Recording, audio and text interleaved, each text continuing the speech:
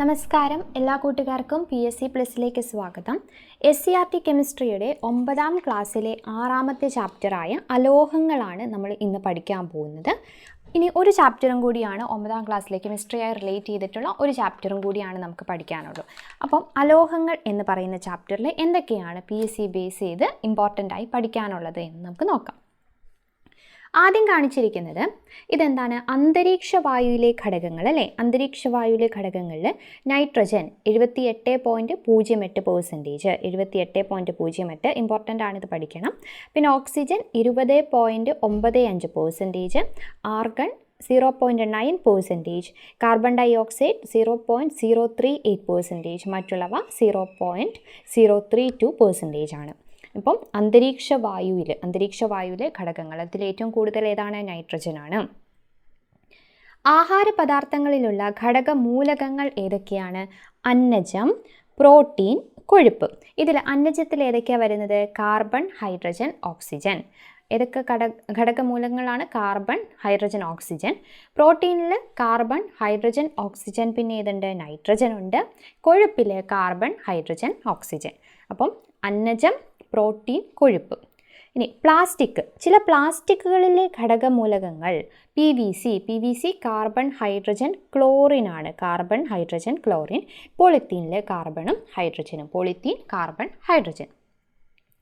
Carbon, hydrogen, oxygen, nitrogen, chlorine എന്നിവയെല്ലാം എന്താണ്, അലോഹങ്ങളാണ്.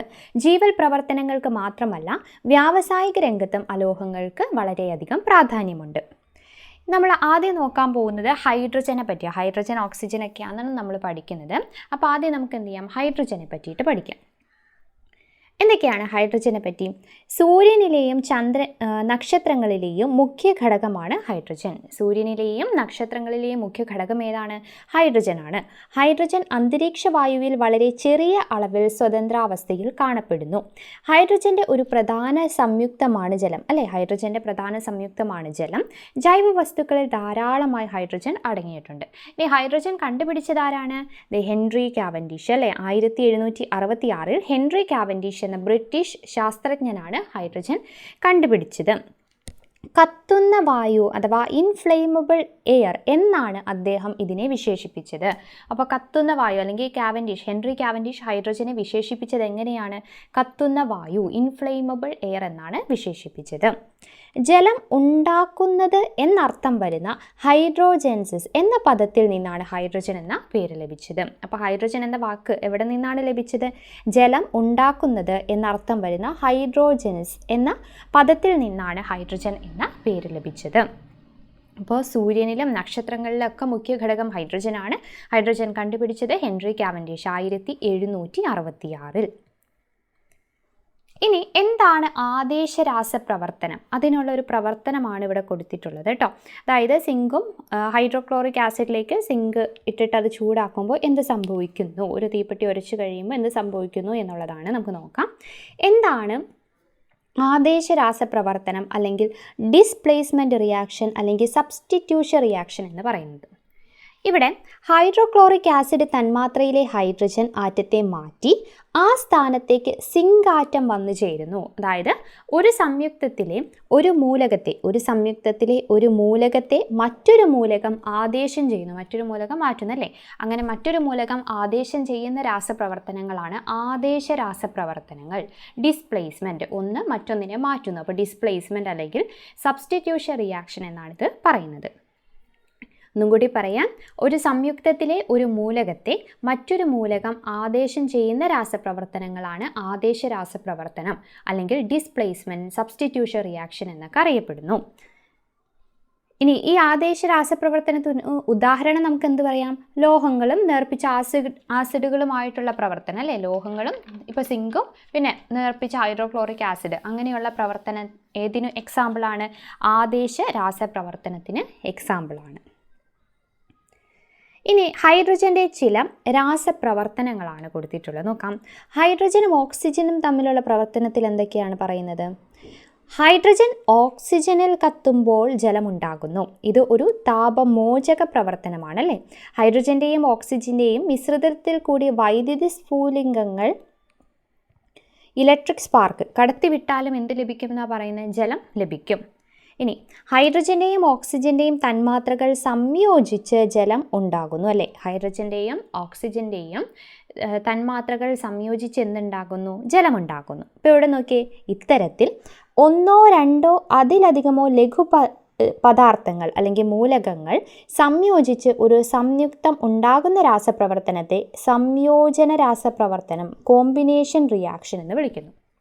അപ്പോൾ രണ്ടോ അതിലധികമോ ലഘുപദാർത്ഥങ്ങൾ സംയോജിച്ച് ഒരു സംയുക്തം ഉണ്ടാകുന്നു. അതിനെ നമ്മൾ എന്ത് പറയുന്നു? സംയോജന രാസപ്രവർത്തനം അല്ലെങ്കിൽ കോമ്പിനേഷൻ റിയാക്ഷൻ എന്നാണ് പറയുന്നത്. അപ്പോൾ ആദ്യം നമ്മൾ പഠിച്ചത് ആദേശ രാസപ്രവർത്തനം, അത് സബ്സ്റ്റിറ്റ്യൂഷൻ അല്ലേ? പിന്നെ ഇപ്പോൾ പഠിച്ചത് എന്താണ്? സംയോജന രാസപ്രവർത്തനം, combination reaction. Combination reaction example ഏത് പറയാം? ഹൈഡ്രജനും ഓക്സിജനും തമ്മിൽ പ്രവർത്തിക്കുന്നത് അല്ലേ? ജലമുണ്ടാകുന്നു. അടുത്തത് ഹൈഡ്രജനും ക്ലോറിനും തമ്മിലുള്ള പ്രവർത്തനം. സൂര്യപ്രകാശത്തിൻ്റെ സാന്നിധ്യത്തിൽ ഹൈഡ്രജൻ ക്ലോറിനുമായി സംയോജിച്ച് ഹൈഡ്രജൻ ക്ലോറൈഡ് എന്ന സംയുക്തം ഉണ്ടാകുന്നു. സൂര്യപ്രകാശത്തിൻ്റെ സാന്നിധ്യത്തിൽ ഹൈഡ്രജൻ ക്ലോറിനുമായി സംയോജിച്ച് ഹൈഡ്രജൻ ക്ലോറൈഡ് എന്ന സംയുക്തം ഉണ്ടാകുന്നു. ഇനി ഹൈഡ്രജൻ്റെ ചില ഉപയോഗങ്ങൾ എന്തൊക്കെയാണ്? അമോണിയ, മെഥനോൾ എന്നിവയുടെ വ്യാവസായിക നിർമ്മാണത്തിന്, അപൂരിത എണ്ണകളെ പൂരിതമാക്കുന്നതിന്, പിന്നെയോ ഇന്ധനമായിട്ട് ഉപയോഗിക്കാം. ഹൈഡ്രജൻ കത്തുന്ന വാതകമാണ്. ഇതൊരു നല്ല ഇന്ധനവുമാണ്. ഹൈഡ്രജൻ്റെ കലോറിക മൂലകം എത്രയാണ്? 143 കേട്ടോ. കലോറിക മൂല്യം ഏറ്റവും കൂടിയ ഇന്ധനമാണിത് ഹൈഡ്രജൻ എന്ന് പറയുന്നത്. കലോറിക മൂല്യം ഏറ്റവും കൂടിയ ഇന്ധനം ഏതാണ്? ഹൈഡ്രജനാണ്. എന്താണ് കലോറിക മൂല്യം എന്ന് നോക്കാം. ഒരു യൂണിറ്റ് മാസ് ഇന്ധനം പൂർണ്ണമായി ജ്വലിക്കുമ്പോൾ സ്വതന്ത്രമാകുന്ന താപോർജ്ജമാണ് ആ ഇന്ധനത്തിൻ്റെ കലോറിക മൂല്യം. എന്താണ്? ഒരു യൂണിറ്റ് മാസ് ഇന്ധനം പൂർണ്ണമായി ജ്വലിക്കുമ്പോൾ സ്വതന്ത്രമാകുന്ന താപോർജ്ജമാണ് ആ ഇന്ധനത്തിൻ്റെ കലോറിക മൂല്യം എന്ന് പറയുന്നത്. ഇപ്പോൾ ഈ സെൻറ്റൻസ് ഒക്കെ SCRT നിന്ന് ക്വസ്റ്റ്യൻസ് വരുന്നതുകൊണ്ട് ഇതേപടി തന്നെ എടുത്ത് ചോദിക്കും. ഇപ്പോൾ ഈ ഒരു സെൻറ്റൻസ് തന്നിട്ട് ഇതെന്താണ്? കലോറിക മൂല്യം അല്ലെങ്കിൽ ഇതിൽ താപോർജ്ജം സ്വതന്ത്രമാക്കുന്ന താപോർജ്ജത്തിന് പകരം ചിലപ്പോൾ വേറെ തന്നിരിക്കും. അപ്പം പഠിക്കുമ്പോൾ എങ്ങനെയാണോ ടെക്സ്റ്റിലുള്ളത് ആ രീതിയിൽ തന്നെ നിങ്ങൾ മനസ്സിലാക്കി വയ്ക്കുവാണെങ്കിൽ പെട്ടെന്ന് നമുക്ക് ഓപ്ഷൻ കാണുമ്പോൾ തന്നെ ആൻസർ കിട്ടും കേട്ടോ. ഒരു യൂണിറ്റ് മാസ് ഇന്ധനം പൂർണ്ണമായി ജ്വലിക്കുമ്പോൾ സ്വതന്ത്രമാകുന്ന താപോർജ്ജമാണ് ആ ഇന്ധനത്തിൻ്റെ കലോറിക മൂല്യം എന്ന് പറയുന്നത്. ഇനി ഇവിടെ ഒരു ബോക്സിൽ ഫ്യൂവൽ സെല്ല് കൊടുത്തിട്ടുണ്ട്. എന്താ ഫ്യൂവൽ സെല്ലെന്ന് നോക്കാം. അതായത് ഹൈഡ്രജൻ വാതകവും ഓക്സിജൻ വാതകവും ഉപയോഗിച്ചുകൊണ്ട് പ്രത്യേക സംവിധാനത്തിലൂടെ വൈദ്യുതി ഉൽപ്പാദിപ്പിക്കുന്ന സെല്ലുകളാണ് ഹൈഡ്രജൻ ഓക്സിജൻ ഫ്യൂവൽ സെല്ലുകൾ എന്ന് പറയുന്നത്. എന്താ? ഹൈഡ്രജനും ഓക്സിജനും ഉപയോഗിച്ചു കൊണ്ടിട്ട് വൈദ്യുതി ഉൽപ്പാദിപ്പിക്കുന്നു. അങ്ങനെയുള്ള സെല്ലിനെ നമ്മൾ എന്ത് പറയും? ഹൈഡ്രജൻ ഓക്സിജൻ ഫ്യൂവൽ സെൽ എന്ന് പറയും. ഇതിൻ്റെ മേന്മകൾ എന്ന് നോക്കിയേ. മലിനീകരണമില്ല, പിന്നെ ഉയർന്ന പ്രവർത്തനക്ഷമതയും. ഫ്യൂവൽ സെല്ലുകൾ ഇപ്പോൾ ബഹിരാകാശ വാഹനങ്ങളിലും അന്തർവാഹിനികളിലും ഉപയോഗിച്ച് വരുന്നുണ്ട്. ഇപ്പോൾ ഫ്യൂവൽ സെൽ എന്ന് പറയുന്ന ഹൈഡ്രജൻ ഓക്സിജൻ എന്നുള്ളത് ഓർത്ത് വയ്ക്കാം. ഇനി ഹൈഡ്രജൻ്റെ കാര്യങ്ങൾ നമ്മൾ പഠിച്ചുകൊണ്ടിരിക്കുകയാണല്ലേ. ഹൈഡ്രജന് കുറേ മേന്മകൾ ഉണ്ടായിട്ടും നമുക്ക് എന്ത് ചെയ്യാൻ സാധിക്കുന്നില്ല? അത് ഗാർഹിക ഇന്ധനമായിട്ട് ഉപയോഗിക്കാൻ സാധിക്കില്ല. അതെന്തുകൊണ്ടാണ് സാധിക്കാത്തത്? എന്താണ് അതിൻ്റെ പരിമിതി എന്നാണ് ഇനി നമ്മൾ നോക്കാൻ പോകുന്നത്. ഹൈഡ്രജൻ സ്ഫോടനത്തോടെ ജ്വലിക്കുന്ന വാതകമാണ്. ഇത് സംഭരിച്ചു വയ്ക്കുവാനും വിതരണം ചെയ്യുവാനും പ്രയാസമാണ്. ഈ പരിമിതികൾ മറികടക്കാൻ കഴിഞ്ഞാൽ ഹൈഡ്രജൻ സാർവത്രിക ഇന്ധനമായി മാറും. ഫോസിൽ ഇന്ധനങ്ങളുടെ ലഭ്യതക്കുറവ്, പരിസര മലിനീകരണം തുടങ്ങിയ പ്രശ്നങ്ങൾ പരിഹരിക്കാൻ ഇതിലൂടെ കഴിയുകയും ചെയ്യും. അപ്പോൾ ഈ രണ്ട് പ്രശ്നമാണ് ഇതിന് ഉള്ളത്. ഹൈഡ്രജൻ നമുക്ക് ഗാർഹിക ഇന്ധനമായി ഉപയോഗിക്കാൻ പറ്റാത്തതിൻ്റെ കാരണം എന്താണ്? സ്ഫോടന സാധ്യത കൂടുതലാണ്. അപ്പോൾ ഹൈഡ്രജൻ കഴിഞ്ഞു. അടുത്തത് ഓക്സിജൻ, പ്രാണവായു അല്ലേ. പ്രാണവായു എന്നറിയപ്പെടുന്നത് ഏതാണ്? ഓക്സിജനാണ്. ജീവന്റെ നിലനിൽപ്പിന് അത്യന്താപേക്ഷിതമായ വാതകമാണ് പ്രാണവായു എന്നറിയപ്പെടുന്ന ഓക്സിജൻ. ഭൂവൽക്കത്തിൽ ഏറ്റവും കൂടുതലായി കാണപ്പെടുന്ന മൂലകം ഏതാണ്? ഓക്സിജൻ ആണ്. ഭൂവൽക്കത്തിൽ ഏറ്റവും കൂടുതൽ കാണപ്പെടുന്നത് ഏതാണ്? ഓക്സിജൻ. പാറകളിലും മണ്ണിലും ധാരാളം ഓക്സിജൻ സംയുക്തങ്ങളുണ്ട്. അന്തരീക്ഷ വായു, ജലം, ധാതുക്കൾ, ജീവജാലങ്ങൾ എന്നിവയെല്ലാം ഓക്സിജൻ സ്വതന്ത്രാവസ്ഥയിലോ സംയുക്ത രൂപത്തിലോ കാണപ്പെടുന്നു. ഇനി ഓക്സിജൻ ആരാ കണ്ടുപിടിച്ചത്? ഓക്സിജൻ എന്ന വാതകം കണ്ടുപിടിച്ചത് ജോസഫ് പ്രീസ്ലിയാണ് 1774 കേട്ടോ. ഹൈഡ്രജൻ ആരായിരുന്നു? Henry Cavendish. ഹെൻറി കാവൻഡിഷ് വർഷം 1766. അത് കഴിഞ്ഞിട്ട് ഓക്സിജൻ 1774, അത് ജോസഫ് പ്രീസ്ലി. എന്നാൽ ഓക്സിജൻ എന്ന പേര് നൽകിയത് ലാവോസിയ എന്ന ഫ്രഞ്ച് ശാസ്ത്രജ്ഞനാണ്. അപ്പോൾ ഓക്സിജൻ കണ്ടുപിടിച്ചത് ജോസഫ് പ്രീസ്ലി ആണെങ്കിലും ഓക്സിജൻ എന്ന പേര് നൽകിയത് ലാവോസിയയാണ്. ആരാണ്? ലാവോസിയ. ആസിഡ് ഉണ്ടാക്കുന്നത് എന്നർത്ഥം വരുന്ന ഓക്സിജനസ് എന്ന വാക്കിൽ നിന്നാണ് ഓക്സിജൻ എന്ന പേര് സ്വീകരിച്ചത്. ആസിഡ് ഉണ്ടാക്കുന്നത് എന്നർത്ഥം വരുന്ന ഓക്സിജനസ് എന്ന വാക്കിൽ നിന്നാണ് ഓക്സിജൻ എന്ന പേര് സ്വീകരിച്ചത്. ഇവിടെ നോക്കിയേ, പ്രകൃതിയിൽ ഓക്സിജൻ്റെ അളവ് കാണിക്കുന്ന ഭൂമിയിൽ ഓക്സിജൻ്റെ സാന്നിധ്യം കാണിക്കുന്ന ഇതാണ് കേട്ടോ അത്. ഭൂവൽക്കത്തിൽ 45 മുതൽ 50%, ജലത്തിൽ 88 to 90%, ധാതുക്കളിൽ 45 മുതൽ 50%, അന്തരീക്ഷവായുവിൽ 21%, സസ്യങ്ങളിൽ 60 മുതൽ 70%, ജന്തുക്കളിലും 60 മുതൽ 70%. ഇപ്പോൾ സസ്യങ്ങളിലും ജന്തുക്കളിലും 60 മുതൽ 70%, അത് ഓർക്കുക. ഭൂവൽക്കത്തിലും ധാതുക്കളിലും 45 മുതൽ 50%. പിന്നെ അന്തരീക്ഷവായു നമുക്കറിയാം, ആദ്യം പഠിച്ചതാണ് 21%, ജലത്തിൽ 88 to 90%. ഇനി പൊട്ടാസ്യം പെർമാഗ്നേറ്റ് ഒക്കെ ചൂടാക്കിയിട്ട് ഓക്സിജൻ ഉണ്ടാക്കുന്നൊരു പരീക്ഷണമാണ്, അതിലേക്ക് നമുക്ക് പോകണ്ട. ഇവിടെ നോക്കാം. ഒരു സംയുക്തം വിഘടിച്ച് 2 അതിലധികമോ ഉൽപ്പന്നങ്ങൾ ഉണ്ടാകുന്ന രാസപ്രവർത്തനമാണ് വിഘടനം, ഡീകോമ്പോസിഷൻ. അല്ലേ, നമുക്ക് ആ പേര് കേൾക്കും പറയാം, വിഘടനം. വിഘടനം എന്ന് പറയുന്നത് എന്താണ്? ഒരു സംയുക്തം വിഘടിച്ച് 2 അതിലധികമോ ഉൽപ്പന്നങ്ങൾ ഉണ്ടാകുന്ന രാസപ്രവർത്തനത്തെയാണ് വിഘടനം അല്ലെങ്കിൽ ഡീകമ്പോസിഷൻ എന്ന് പറയുന്നത്. ഡീകമ്പോസിഷൻ, വിഘടനം അല്ലെങ്കിൽ ഡീകമ്പോസിഷൻ എന്ന് പറയുന്നത്.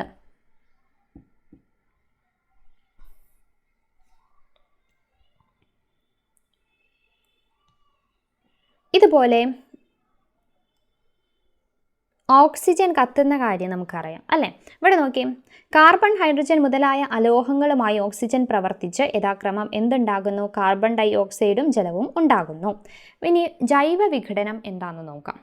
ജൈവ വിഘടനം ആദ്യം നമ്മൾ കണ്ടത് എന്താ? വിഘടനം, അതായത് ഒരു സംയുക്തം വിഘടിച്ച് 2 അതിലധികമോ ഉൽപ്പന്നങ്ങൾ ഉണ്ടാകുന്നതിനെയാണ് വിഘടനം അല്ലെങ്കിൽ ഡീകമ്പോസിഷൻ എന്ന് പറയുന്നത്. എന്താണ് ജൈവ വിഘടനം? സസ്യങ്ങളുടെയും ജന്തുക്കളുടെയും അവശിഷ്ടങ്ങൾ ജൈവ വിഘടനത്തിന് വിധേയമാണ്. അവയിലെ ജൈവ തന്മാത്രകളിൽ ബാക്ടീരിയ, ഫംഗസ് എന്നീ സൂക്ഷ്മജീവികൾ പ്രവർത്തിക്കുന്നത് മൂലമാണിത്. ഈ സൂക്ഷ്മജീവികൾ ജൈവ തന്മാത്രകളെ ഓക്സീകരിച്ചാണ് അവയുടെ ജീവൽ പ്രവർത്തനങ്ങൾക്ക് ആവശ്യമായ ഊർജം ഉൽപ്പാദിപ്പിക്കുന്നത്.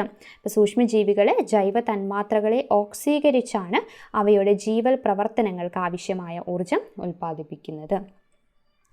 ഓക്സിജൻ്റെ മറ്റുപയോഗങ്ങളാണ് ജ്വലനത്തിന്, റോക്കറ്റ് ഇന്ധനങ്ങളിൽ ഓക്സികാരിയായിട്ട്, പിന്നെ കൃത്രിമ ശ്വാസത്തിനൊക്കെ ഉപയോഗിക്കാം. അപ്പം ഇങ്ങനെ ചോദിക്കാം, റോക്കറ്റ് ഇന്ധനങ്ങളിൽ ഓക്സികാരിയായി ഉപയോഗിക്കുന്നത് ഏതാ? ഓക്സിജൻ. അടുത്തത് ഓസോൺ. അപ്പോൾ ഹൈഡ്രജൻ, ഓക്സിജൻ ഓർത്തു വയ്ക്കണം. കത്താൻ സഹായിക്കുന്ന വാതകമാണിത് ഓക്സിജൻ എന്ന് പറയുന്നത് കേട്ടോ, അത് ഓർത്തു വയ്ക്കുക. പിന്നെ കലോറിക മൂല്യം കൂടിയത് ഏതാണ്? കലോറിക മൂല്യം കൂടിയ ഇന്ധനം ഏതാണെന്ന് ചോദിച്ചാൽ അത് ഹൈഡ്രജൻ ആണ്. ഇനി ഓസോൺ. 2 ആറ്റങ്ങൾ ചേർന്ന ദ്വയാറ്റോമിക തന്മാത്രയാണ് ഓക്സിജൻ അല്ലേ. എന്നാൽ 3 ഓക്സിജൻ ആറ്റങ്ങൾ ചേർന്ന ട്രൈ ആറ്റോമിക് തന്മാത്രയാണ് ഓസോൺ എന്ന് പറയുന്നത് അല്ലേ, O3. അന്തരീക്ഷത്തിലെ സ്ട്രാറ്റോസ്ഫിയറിലാണ് ഓസോൺ കൂടുതലായി കാണപ്പെടുന്നത്. എപ്പോഴും ചോദിക്കുന്നത് ഓസോണായി റിലേറ്റ് ചെയ്തിട്ടുള്ള ക്വസ്റ്റ്യൻ അല്ലേ, സ്ട്രാറ്റോസ്ഫിയറിലാണ് കാണപ്പെടുന്നത്. അന്തരീക്ഷ ഓക്സിജൻ ഊർജം കൂടിയ അൾട്രാവയലറ്റ് കിരണങ്ങളെ ആഗിരണം ചെയ്ത് വിഘടിക്കുന്നു. ഇങ്ങനെയുണ്ടാകുന്ന ഓക്സിജൻ ആറ്റങ്ങൾ O2 തന്മാത്രയുമായി സംയോജിച്ച് എന്ത് ചെയ്യുന്നു? O3 തന്മാത്രയായി മാറുന്നു. ഓസോൺ ഊർജം കുറഞ്ഞ അൾട്രാവയലറ്റ് വികിരണങ്ങളെ ആഗിരണം ചെയ്ത് വീണ്ടും അത് ഓക്സിജനായി മാറുന്നു. ഈ ചാക്രിക പ്രവർത്തനത്തിൻ്റെ ഫലമായി അന്തരീക്ഷത്തിലെ ഓസോണിൻ്റെ അളവ് സ്ഥിരമായി നിലനിൽക്കുന്നു. നോക്കിയേ, ഇവിടെ കാണിച്ചേക്കുന്നത് നോക്കിയേ, കണ്ടോ? അൾട്രാവയലറ്റ് വികിരണം വരുന്നു, O3 ആവുന്നു, പിന്നെ O2 ആവുന്നു. ഈ പ്രവർത്തനത്തിൽ ഊർജത്തിനായി സൂര്യനിൽ നിന്ന് വരുന്ന അൾട്രാവയലറ്റ് വികിരണങ്ങളാണ് ഉപയോഗിക്കപ്പെടുന്നത്. അതിനാൽ മാരകമായ ഇത്തരം വികിരണങ്ങൾ അമിതമായി ഭൂമിയിൽ എത്തുന്നില്ല. അപ്പോൾ നമുക്കറിയാം ഓസോൺ ഡിപ്ലീഷൻ അല്ലേ. നമുക്ക് ഈ ഒരു ക്ലോറോ ഫ്ലൂറോ കാർബൺ എന്നുള്ള ഈ ഒരു ടോപ്പിക്ക് നോക്കിയിട്ട് പോവാം. Chloro fluoro carbons, chlorine, fluorine, carbon എന്നീ ആറ്റങ്ങൾ അടങ്ങിയ ഒരു വിഭാഗം സംയുക്തങ്ങളാണ് ക്ലോറോ ഫ്ലൂറോ കാർബണുകൾ അഥവാ CFC. ഇവയെ മർദ്ദം പ്രയോഗിച്ച് എളുപ്പത്തിൽ ദ്രവീകരിക്കാൻ കഴിയും. ദ്രവീകരിച്ച CFCകൾ ബാഷ്പീകരിക്കുമ്പോൾ നല്ല തണുപ്പുണ്ടാക്കുന്നതിനാൽ റെഫ്രിജറേറ്ററിലും AC-യിലും ഇവ ഉപയോഗിക്കുന്നു.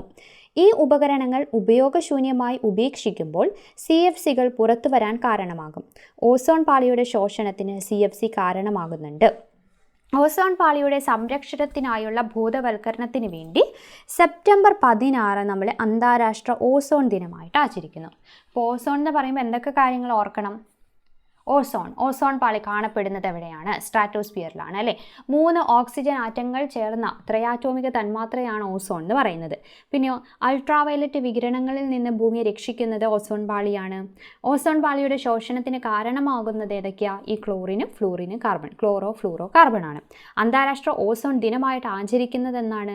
അത് സെപ്റ്റംബർ 16. ഇനി ഓസോൺ പാളിയുടെ ശോഷണം.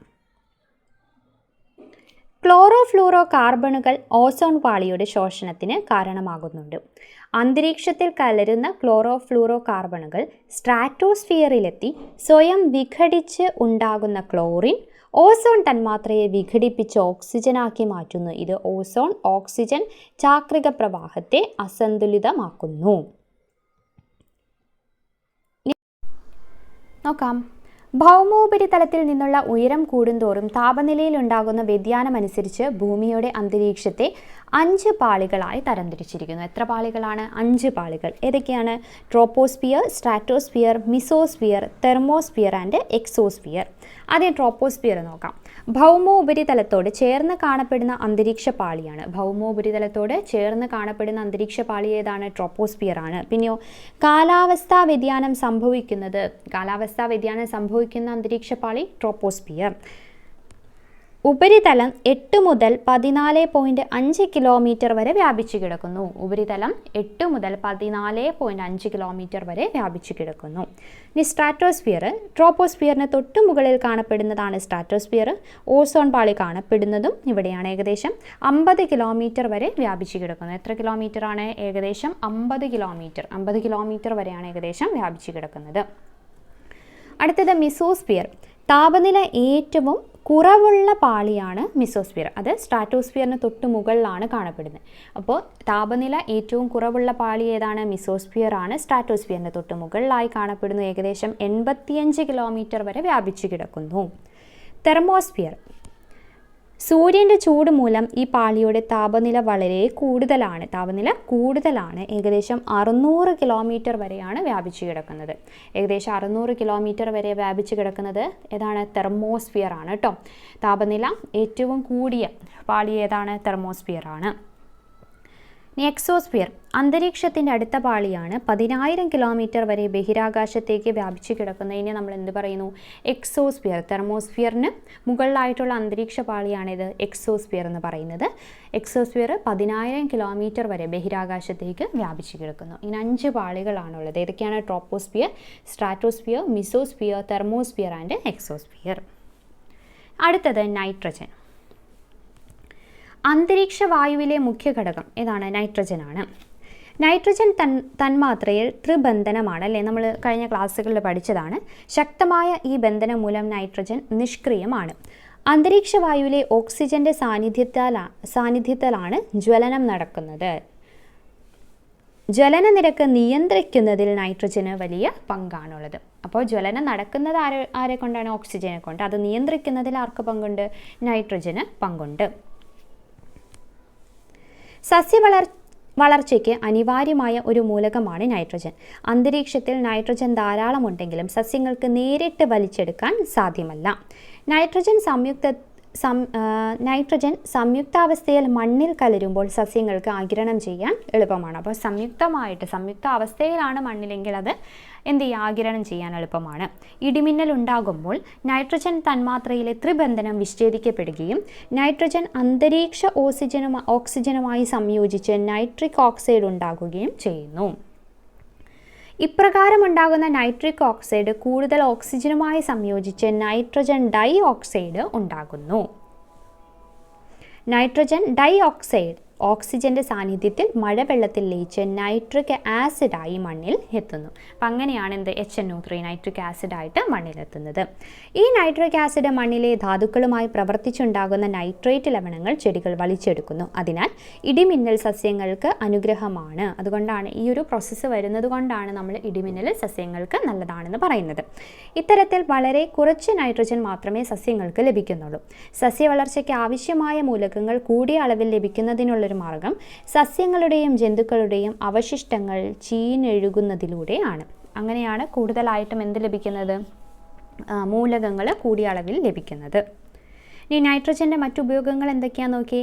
നൈട്രജൻ വളങ്ങളുടെ നിർമ്മാണത്തിന് ഉപയോഗിക്കുന്നു, വാഹനങ്ങളുടെ ടയറുകളിൽ നിറയ്ക്കുന്നു, ദ്രവീകരിച്ച നൈട്രജൻ ശീതീകാരിയായിട്ട് ഉപയോഗിക്കുന്നു, പിന്നെ ആഹാര പാക്കറ്റുകളിൽ ഓക്സിജൻ്റെ സാന്നിധ്യം ഒഴിവാക്കുന്നതിന് നൈട്രജൻ ഉപയോഗിക്കുന്നു.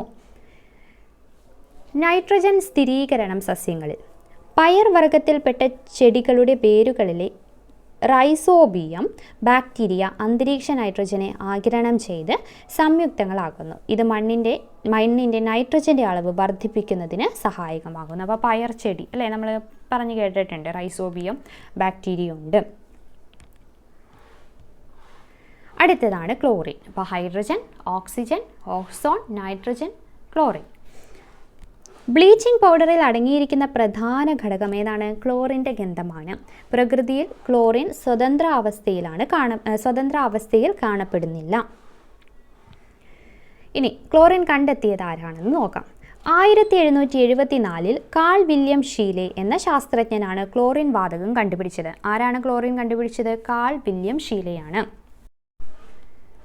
എന്നാൽ അതൊരു മൂലകമാണെന്ന് കണ്ടുപിടിച്ചത് ആരാണ്? 1810 ഹംഫ്രി ഡേവിയാണ്. അപ്പോൾ ക്ലോറിൻ എന്ന വാതകം കണ്ടുപിടിച്ചത് കാൾ വില്യം ഷീലെ 1774. ക്ലോറിൻ ഒരു മൂലകമാണെന്ന് സ്ഥിരീകരിച്ചത് ആരാണ്? ഹംഫ്രി ഡേവി 1810 ഹംഫ്രി ഡേവിയുമാണ്. പച്ച കലർന്ന മഞ്ഞ, ഗ്രീനിഷ് യെല്ലോ എന്നർത്ഥം വരുന്ന ക്ലോറോസ് എന്ന പദത്തിൽ നിന്നാണ് ക്ലോറിൻ എന്ന പേര് ലഭിച്ചത്. ഇപ്പോൾ ക്ലോറോസ് എന്ന പദത്തിൽ നിന്നാണ് ക്ലോറിൻ എന്ന പേര് ലഭിച്ചത്. ഗ്രീനിഷ് യെല്ലോ, പച്ച കലർന്ന മഞ്ഞ. ഇനി ക്ലോറിൻ വാതകത്തെ ജലത്തിലൂടെ കടത്തി വിടുന്നത് എന്തിനാണെന്നറിയാവോ? എന്തിനാണ്? ക്ലോറിനോടൊപ്പം പുറത്തു വരുന്ന ഹൈഡ്രജൻ ക്ലോറൈഡ് ബാഷ്പത്തെ ജലത്തിൽ ലയിപ്പിച്ച് നീക്കം ചെയ്യാൻ വേണ്ടിയിട്ടാണ്. എന്തിനാ അങ്ങനെ ചെയ്യുന്നത്? അതിനെ നീക്കം ചെയ്യാൻ വേണ്ടിയിട്ടാണ്. ക്ലോറിൻ വാതകത്തെ ഗാഢ സൾഫ്യൂരിക് ആസിഡിലൂടെ കടത്തിവിടുമ്പോൾ അതിലടങ്ങിയിരിക്കുന്ന ജലബാഷ്പത്തെ വലിച്ചെടുക്കാൻ സൾഫ്യൂരിക് ആസിഡിന് കഴിയും. അപ്പോൾ ക്ലോറിനെ ഗാഢ സൾഫ്യൂരിക് ആസിഡിലൂടെ കടത്തിവിടുമ്പോൾ അതിലടങ്ങിയിരിക്കുന്ന ജലബാഷ്പത്തെ വലിച്ചെടുക്കാൻ ആർക്ക് കഴിയും? സൾഫ്യൂരിക് ആസിഡിന് കഴിയും. ഇനി ക്ലോറിൻ രക്ഷകനോ ശിക്ഷകനോ നമുക്ക് നോക്കാം. ഒന്നാം ലോക യുദ്ധകാലത്ത് ജർമ്മനി ഉപയോഗിച്ചിരുന്ന രാസായുധങ്ങളിൽ പ്രധാനം ക്ലോറിൻ വാതകമായിരുന്നു. രാസായുധ പ്രയോഗത്തിലൂടെ അന്ന് ധാരാളം ആളുകൾ കൊല്ലപ്പെട്ടു, നിരവധി പേർക്ക് മാരകമായി പരിക്കേറ്റു. എന്നാൽ ഇന്ന് ക്ലോറിൻ നമുക്ക് രോഗങ്ങൾ വരാതിരിക്കാൻ ജലശുദ്ധീകരണത്തിന് ഉപയോഗിക്കുന്ന അണുനാശിനികളിൽ പ്രധാനപ്പെട്ടതാണ്. നിരവധി ക്ലോറിൻ സംയുക്തങ്ങൾ നാം ദിവസവും ഉപയോഗിക്കുന്നുണ്ട് അല്ലേ, ബ്ലീച്ചിങ് പൗഡറൊക്കെ ആയിട്ട്. അതാണ് നോക്കാം. എന്താണ്? ക്ലോറിൻ്റെ ഒരു പ്രധാന സംയുക്തമാണ് കറിയുപ്പ് എന്ന പേരിൽ നമുക്ക് സുപരിചിതമായ സോഡിയം ക്ലോറൈഡ്. സമുദ്രജലത്തിലും ഉപ്പുപാറയുടെ രൂപത്തിലുമാണ് സാധാരണയായി ഈ സംയുക്തം പ്രകൃതിയിൽ കാണപ്പെടുന്നത്. ഇതുകൂടാതെ എന്തൊക്കെയാണ് ക്ലോറിൻ്റെ ഉപയോഗം? ബ്ലീച്ചിങ്ങിന്, കീടനാശിനി നിർമ്മിക്കുന്നതിന്, തുണികളിലെയും മറ്റും കറ കളയുന്നതിന്, ജലശുദ്ധീകരണത്തിന്, ബ്ലീച്ചിങ് പൗഡർ നിർമ്മാണത്തിന്. ഈർപ്പരഹിതമായ കുമ്മായ പൊടിയിലൂടെ ഈർപ്പരഹിതമായ ക്ലോറിൻ വാതകം കടത്തിവിട്ടാണ് ബ്ലീച്ചിങ് പൗഡർ നിർമ്മിക്കുന്നത്. എങ്ങനെയാണ്?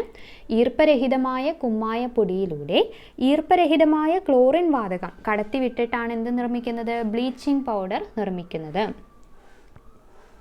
കേരളത്തിൽ പ്രളയമുണ്ടായപ്പോൾ അണുനാശിനി എന്ന നിലയിൽ ബ്ലീച്ചിങ് പൗഡർ വ്യാപകമായി ശുചീകരണ പ്രവർത്തനങ്ങൾ ഉപയോഗിച്ചു അല്ലേ. ബ്ലീച്ചിങ് പൗഡർ ജലവുമായി പ്രവർത്തിക്കുമ്പോൾ സ്വതന്ത്രമാകുന്ന ക്ലോറിനാണ് അണുനശീകരണത്തിന് സഹായിക്കുന്നത്. ബ്ലീച്ചിങ് പൗഡർ ഒരു നല്ല ക്ലോറിൻ സ്രോതസ്സാണ്. അപ്പോൾ എന്താണ്? ഒരു നല്ല ക്ലോറിൻ സ്രോതസ്സാണ് ഇത് ബ്ലീച്ചിങ് പൗഡർ എന്ന് പറയുന്നത്.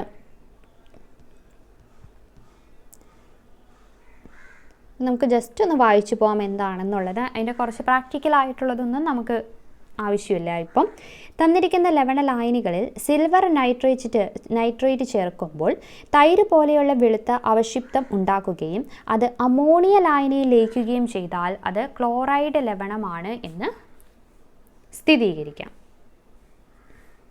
അപ്പോൾ ഇവിടെ നിന്ന് എന്താ പഠിക്കേണ്ടതെന്ന് വെച്ച് കഴിഞ്ഞാൽ ഇത്രയും പഠിച്ചാൽ മതി. അതായത് ക്ലോറൈഡ് ലവണങ്ങളെ തിരിച്ചറിയാൻ ഉപയോഗിക്കുന്ന സംയുക്തം ഏതാണ്? സിൽവർ നൈട്രേറ്റ് ആണ്. അത് മാത്രം പഠിച്ചാൽ മതി. എന്താണ്? ക്ലോറൈഡ് ലവണങ്ങളെ തിരിച്ചറിയാൻ ഉപയോഗിക്കുന്ന സംയുക്തം ഏതാണ്? Silver nitrate. ഓക്കെ, ഇനി ഇവിടെ നോക്കിയാൽ എന്താണ് ഡബിൾ ഡീകമ്പോസിഷൻ എന്ന് പറയുന്നത്? രണ്ട് സംയുക്തങ്ങൾ തമ്മിൽ പ്രവർത്തിക്കുമ്പോൾ അയോണുകളെ പരസ്പരം വലിച്ചു മാറി പുതിയ രണ്ട് സംയുക്തങ്ങൾ ഉണ്ടാകുന്ന രാസപ്രവർത്തനമാണ് ഡബിൾ ഡീകമ്പോസിഷൻ അല്ലെങ്കിൽ ദ്വിവിഘടനം എന്ന് പറയുന്നത്. രണ്ട് സംയുക്തങ്ങൾ തമ്മിൽ പ്രവർത്തിക്കുമ്പോൾ അയോണുകളെ പരസ്പരം വലിച്ചു മാറി പുതിയ രണ്ട് സംയുക്തങ്ങൾ ഉണ്ടാകുന്ന ഇത്തരം രാസപ്രവർത്തനങ്ങളാണ് ദ്വിവിഘടനം, ഡബിൾ ഡീകമ്പോസിഷൻ എന്ന് അറിയപ്പെടുന്നത്. ഓക്കെ, അപ്പോൾ ഇത്രയുമാണ് നമുക്ക് ഈ ചാപ്റ്ററിൽ പഠിക്കാനുള്ളത്. ഇമ്പോർട്ടൻ്റ് ആയ കാര്യങ്ങൾ മാത്രമേ പറഞ്ഞു പോയിട്ടുള്ളൂ. പിന്നെ കുറേ പ്രാക്ടിക്കലായിട്ടുള്ള കുറേ കാര്യങ്ങളൊക്കെയാണ്. അപ്പോൾ ടെക്സ്റ്റ് നിങ്ങൾ വായിച്ച് നോക്കുമ്പോൾ ഫുള്ളായിട്ട് വായിച്ച് നോക്കുക കേട്ടോ. എല്ലാം വായിച്ച് നോക്കുമ്പോൾ കറക്റ്റായിട്ട് എങ്ങനെയൊക്കെയാണ് എന്നുള്ളത് മനസ്സിലാവും. പറഞ്ഞു തന്ന കാര്യങ്ങൾ കൃത്യമായിട്ട് പഠിക്കുകയും ചെയ്യാം. അപ്പോൾ അടുത്ത ക്ലാസ്സിൽ വീണ്ടും കാണാം. താങ്ക്